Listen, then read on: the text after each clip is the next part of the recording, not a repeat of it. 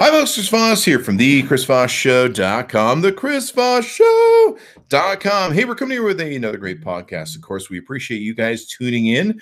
We appreciate you as an audience, of course, referring the show to all your friends, neighbors, relatives, dogs, cats, cousins, everybody that you possibly would know. Get them involved in the show. And guess what? The show is now on Spotify as well as iTunes, Google Play, youtube.com/Chris Voss. Go to YouTube, hit that bell notification button. You can see all the wonderful stuff we're doing over there, including all the new podcasts.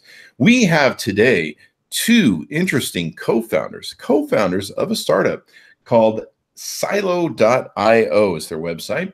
And they have a new app that they have this out, and we're going to talk to them about what it is and what it does. I'm joined today by Dorian and Ben, the co-founders of Sylo. How are you guys doing today?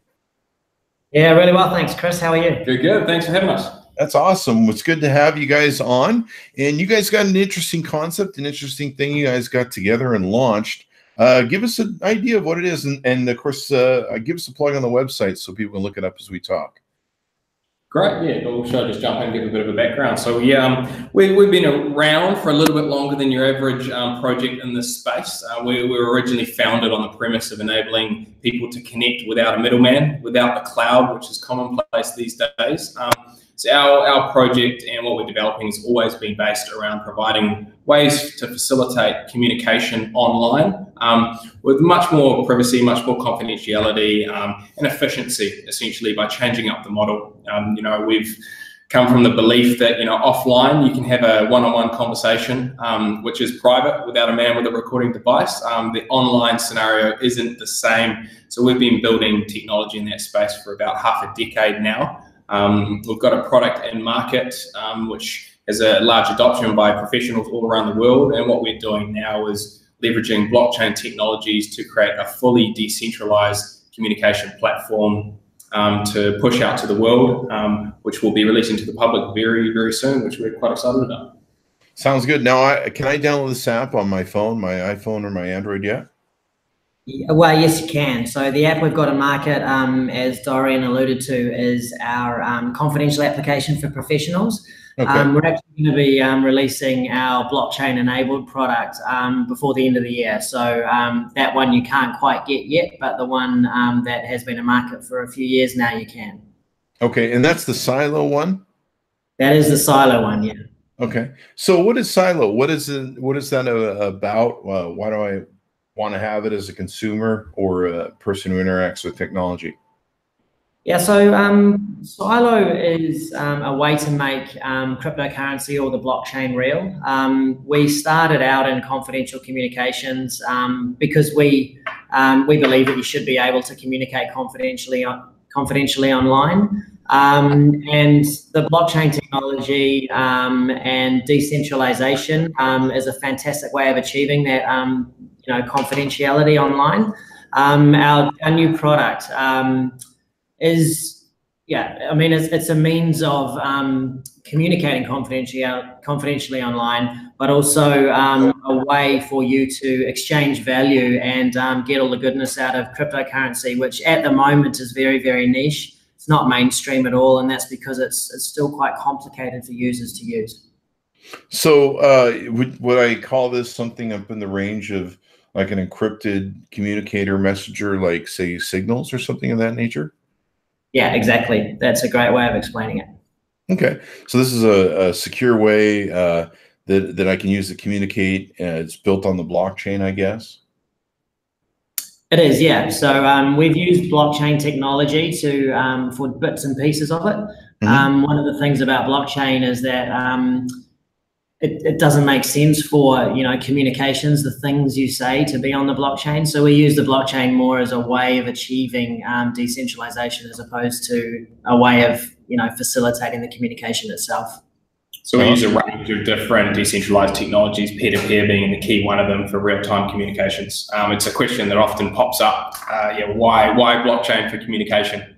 But we just use it for the components where it makes sense, where it enables the platform. So I've got the app here. It says, "We believe in your right and confidentiality. Sylo stores your messages on your device, not on the cloud, and all your conversations are encrypted and safe from third parties." So it's a great way to be able to communicate.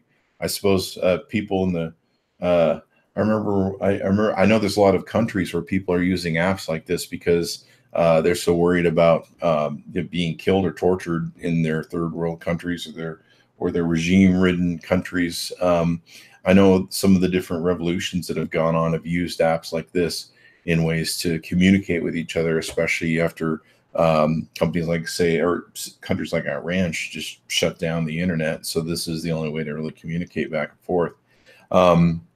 Does it require the internet to communicate, or will it work across the data of phones and stuff? No, it requires the internet. So it all works across IP. Okay. And what's your real target market with this? Is it just to be an international or national communication messaging device, or is it, or what's the vision of what you guys see this being applied to? Yeah, so at the moment, the existing application, we've got about 20,000 users around the world on that. A lot of those users are what you'd call professional users using it for confidentiality purposes.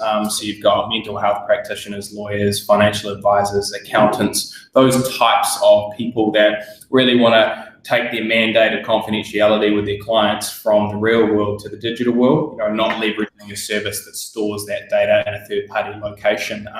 We've had a lot of traction with that market with the existing product. And what we're looking to do now with the full DAP is enhance the experience, branch it out into more of a what you'd call a decentralized WeChat, which touches other areas of your life, such as payments, bookings, organizing certain activities, and push that out to a much wider, almost consumer level user environment that really opens the box up to a much broader range of use, which you'll start to see in the change in our positioning, going from that strict professional mandate to a more enabling communication platform. Very interesting. I'm looking at the app itself right now. I've logged in, signed up, and all that good stuff. Very simple, easy sign up. I imagine you guys have your own sign up login for encryption and security things. You probably won't ever have like a Google Plus or a Facebook login. Yeah, so we'll actually be moving away from that process you've just gone into and embracing more. It'll be more like a cryptocurrency wallet as opposed to a traditional sign up and become a member of a service. Mm-hmm. One of the ways that we've taken our next step to be that much more confidential is in the same way that the blockchain works. You're not actually registering with a central authority. Mm-hmm. With your traditional communication services of today, you create an account and then you use that service for free. But really what you're doing is you're giving up the data that can be gleaned off you when you use that service. We flip that on its head. So what we do is we actually step right back. We allow users to connect directly with an account that they own as opposed to the Sylo business own. But we still allow people to communicate in all of the same ways. Cool. Now it looks like it might work through a browser as well, or am I just going to an account portal? So it's a mobile application at the moment. We're on desktop and mobile. Okay. But yeah, absolutely. So with our release towards the end of this year, it will be on Android and iOS. It'll be on desktop and of course just through a browser as well. I think you are looking at an account portal is what you're referring to there specifically as well. Okay. I know it was passing me through. There's a certain amount of messages that I can have on, and I think it's redirected me somewhere.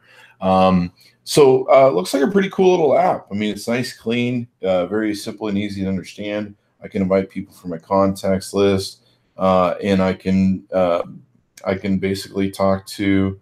It looks like I can even choose to accept or deny requests for communications from different people, I guess. Yeah, you get full control over who it is that you want to share information with and who you want to communicate with. That's probably good. So if I'm a reporter, can I use this to like send or talk between scoops between government employees who want to give scoops and something like that? I think a cool distinction we should make here is that we're focused on data privacy as opposed to anonymity. Okay. So there are better services out there that create complete anonymity for certain use cases. We're very much focused on enabling the same communication experience without the cloud. So we still will request user information. You want to log in, provide your information so that people know who they're connecting with and who you're conversing with and the businesses you're interacting with within the application when we release our marketplace.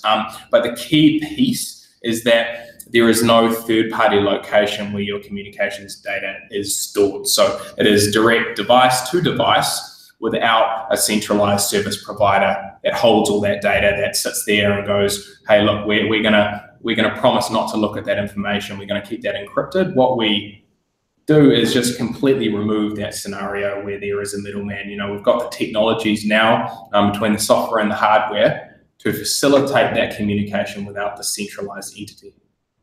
Yeah, that's probably really smart, especially if you're using this communication, especially for like business or anything else.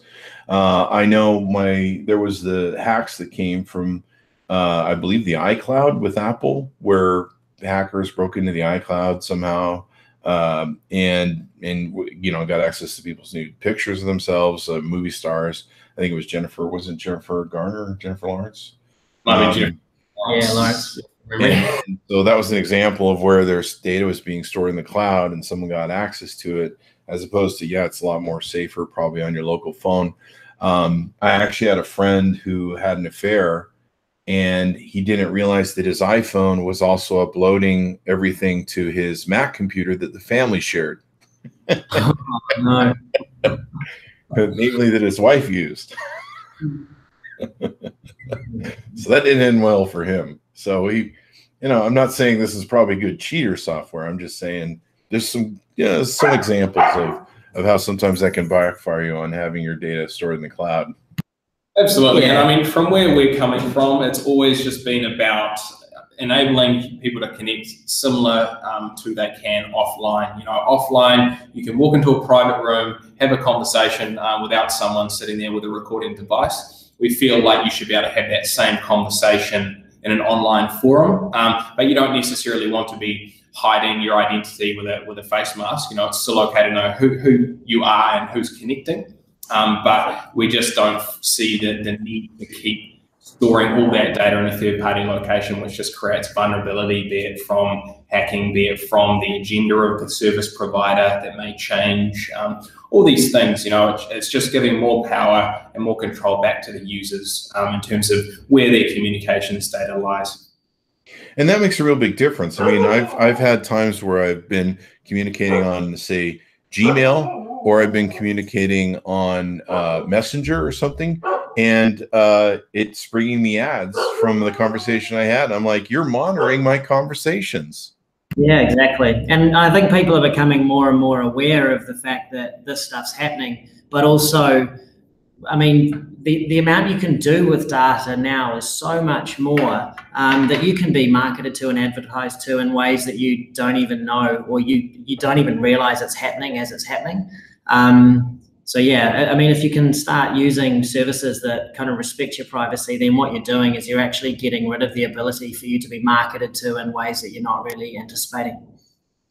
Yeah, it's pretty intrusive when you start seeing ads and you're like, you listened to my conversation, didn't you?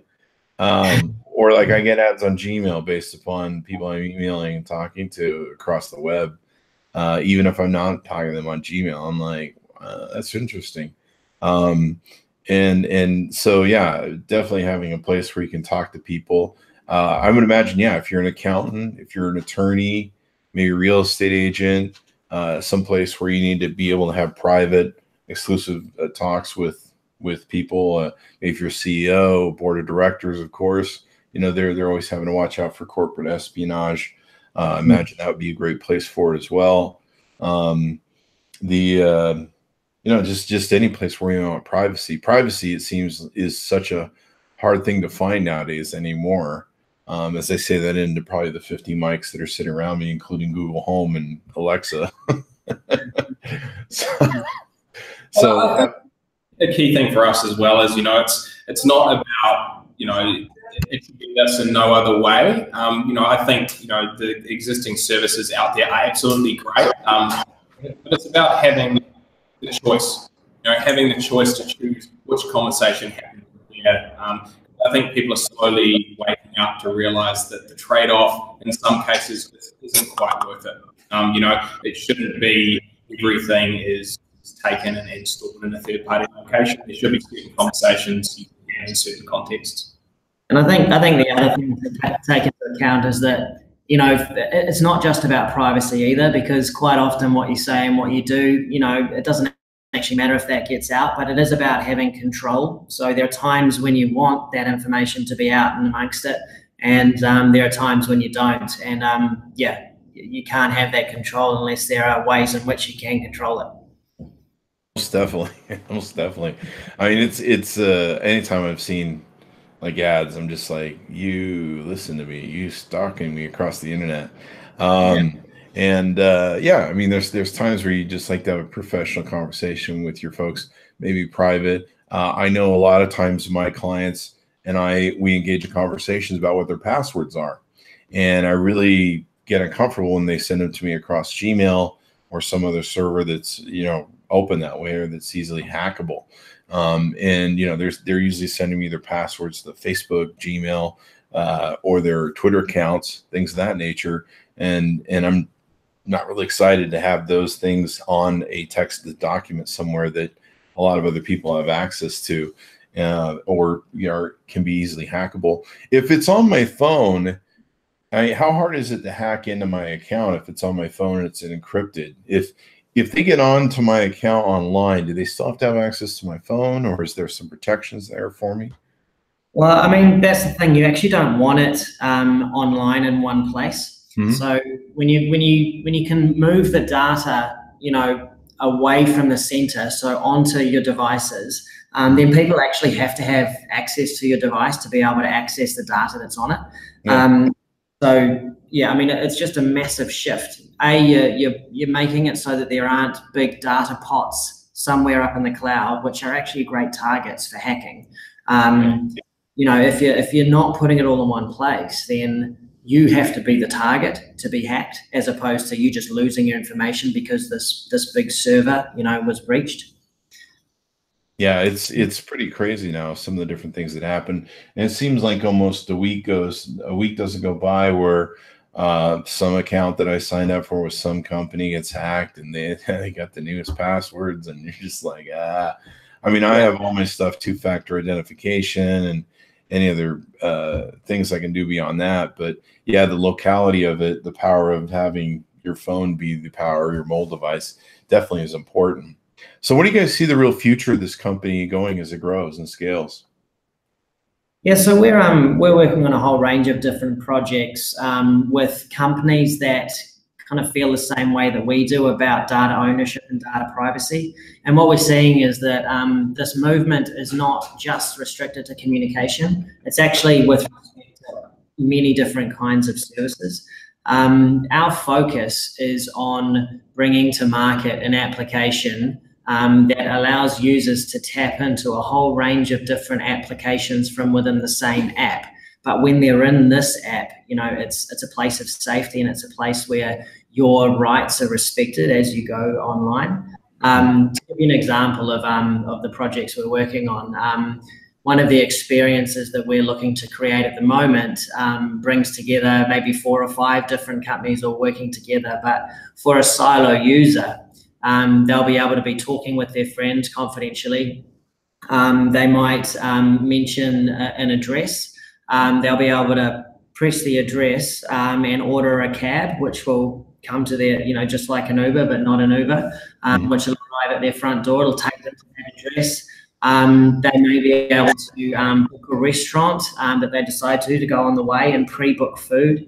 And then they might get to the restaurant, have the meal with their friend.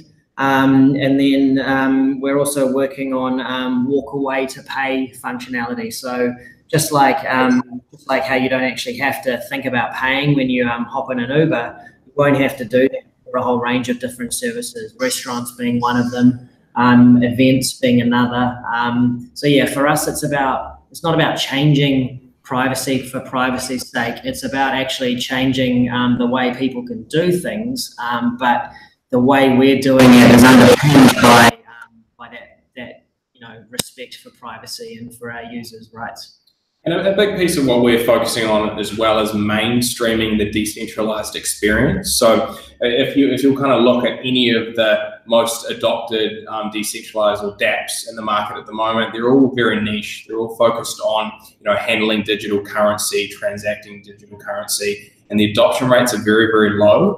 I think a big piece of that is because of the usability and the real value that they're providing. You're going to use that for the specific use case and then you're going to leave. What we're really focused on is collaborating with a range of different high potential projects and bringing an experience together, a full decentralized experience that has real value to the user. It integrates things they're doing day to day, communication, payments, bookings, all these aspects that people rely on centralized popular platforms for, until we start showing how you can provide an experience just as good, if not better, using decentralized technologies.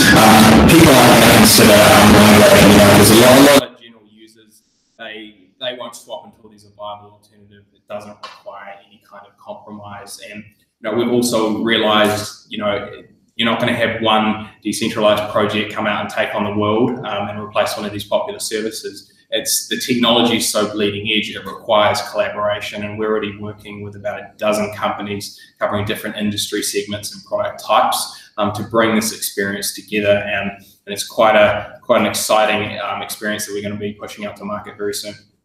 Sounds pretty awesome, guys. So give us a place where we can download this and see the links on the website. Yeah, so full info, if you just go to Sylo, sylo.io, you'll be able to connect with all the information from there. That'll link you to some summaries, our white paper, our social channel links, and all the additional info that you need will branch from that. Sounds good. Sounds good. Anyway, I appreciate my audience for tuning in. Thanks for coming by, guys, and giving us an experience. Be sure to download their app, check it out, put it on your phone, get some privacy for yourself. And also be sure to give us a like, subscribe to us on YouTube, hit that bell notification button. Go to Google Play, iTunes, and now Spotify. You can download the Chris Voss Show and listen to it at will. Thanks for tuning in, everyone. We'll see you next time. Thanks, Chris. Appreciate it.